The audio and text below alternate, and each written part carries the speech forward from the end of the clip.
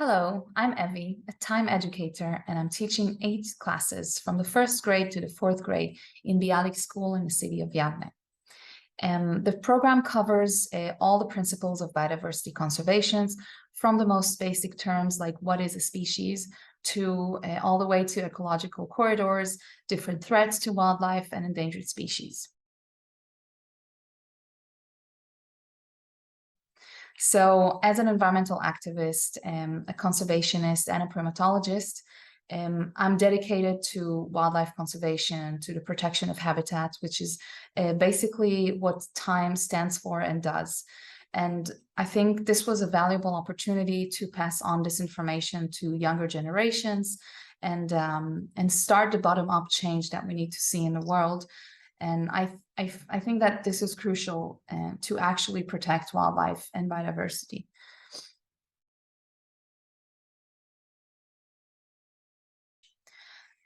So time, values, and work are the core of the program.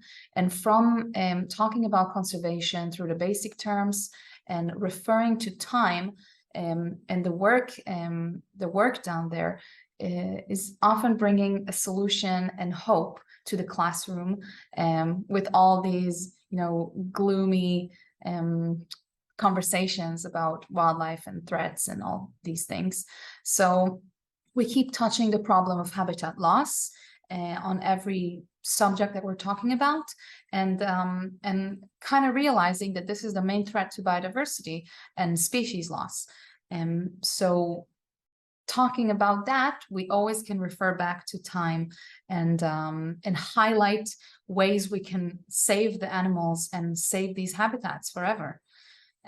This brings additional value to the kids, and not only talking about how things are awful, but also learning how they can actually be a part of the solution.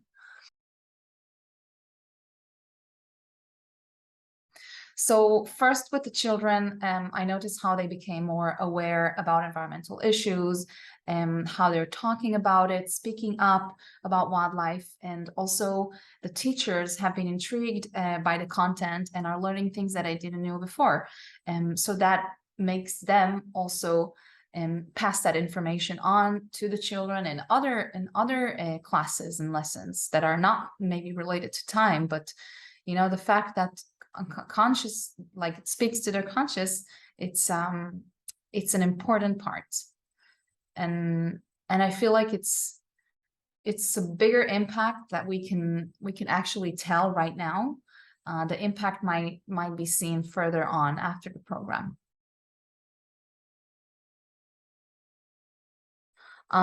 So I liked how we can be creative and like express our own views in the program and our teaching styles, the ways we want to connect with the students, and also the engagement is sometimes overwhelming. So the kids could be so motivated, so engaged to a point where it's overwhelming for me, but I think it's the best part of the program, that it means that it actually is working and they're interested. So I think the biggest challenge for me is the whole education system and how it works. Sometimes the teachers, the local teachers, and their tight schedule and their duties as teachers is really making them less engaged with my program. For example, I feel they're not taking full advantage of what time brings to the classroom because of all this education system in Israel and how busy it makes them, or sometimes they don't have the time to teach their own content and lessons.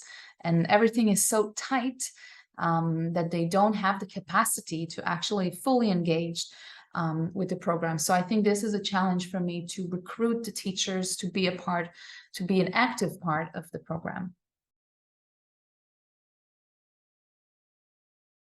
So the program is not yet concluded, and we have 3 months to go. And I think that after that, we will see it through a peak event that we're going to do with all the school.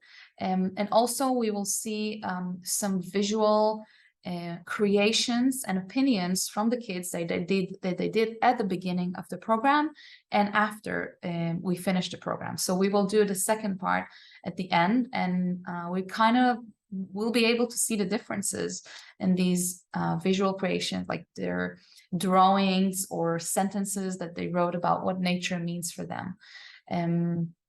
So I'm hoping to see more kind of the effectiveness of the program through these results.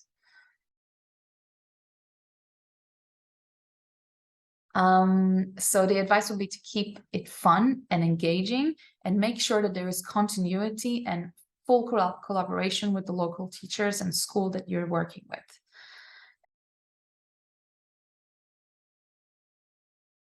Okay, the students definitely learned a lot about sustainability and wildlife conservation, and they're starting to question their own habits. And they're kind of asking me, oh, if I'm doing this, is this okay for the planet? Is it okay for wildlife? So this is super interesting to see, and that they're actually thinking about the things that they're learning in class and applying them to their daily habits or things they do on a daily basis. And also, I feel like they realize how they can change as individuals, which is an important part of that. So one activity was the creation of reserves with upcycled materials and bottle caps, where we practiced the idea of species richness. And then the places that had higher species richness, the children could kind of practice the idea that we want to protect biodiversity hotspots, places with higher species richness, which is exactly what TiME does. And then we kind of looked at TiME reserves in the website, and it was super cool. They really understood the whole idea behind it. So I think that when I see this a lot, sometimes not specifically in the classroom, but when I'm arriving to school in the morning, and sometimes children run over to me and reach out and tell me, oh, I saw this animal here, and then there was a road and they couldn't cross, or something like that. So they're kind of sharing the experiences with me. And also sometimes when I walk to school in the morning, I see children cleaning garbage from the floor, which is super exciting and amazing. And we talked a lot about environmental pollution, about habitat degradation, which is another threat, and seeing them actually going into their school. And sometimes they're asking me, oh, why do people litter? Why do people throw the garbage on the floor? So that actually means that they're thinking about it. And then I can actually see and notice that they're thinking about the things we talk about in class.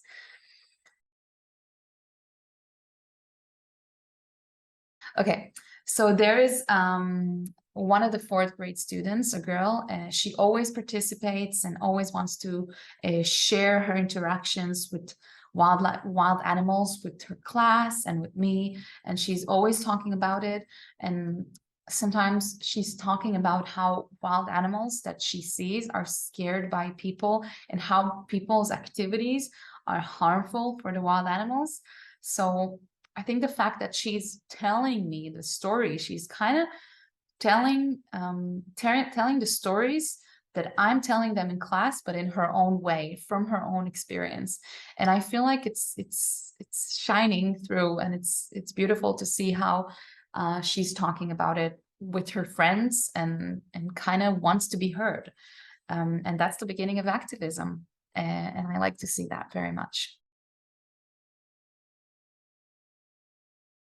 So when we talked about habitat loss through the story of palm oil and orangutans and other flag species, the children homework was to go home and find in their homes products that contain palm oil, look through the ingredients and learn how to identify it, and then come back to class and tell about these products. And like after they came back to class, we discussed how as individuals, as consumers, we can change our habit and change little things that have impact and lead by example. And I know that not all of them might give up on their Nutella chocolate or their Oreo cookies, but I feel now that they're motivated to do it. And, you know, we asked, oh, can you stop consuming that product that has palm oil because of its impact on the environment and on forests? Um, and some of them really wanted to, and are like, oh, I really like Nutella. But we saw that they actually want to, and they're thinking about it. Oh, can I do without it? What's the cost? So letting them making those decisions, showing them what it causes in the environment, I think it was super impactful, and seeing that they actually connect between the issues that we're talking about in class to the things that in their own kitchen and cupboard at home. Yeah, so I feel like this is the beginning of something that they are starting to apply in their daily lives. And that's it. Thank you.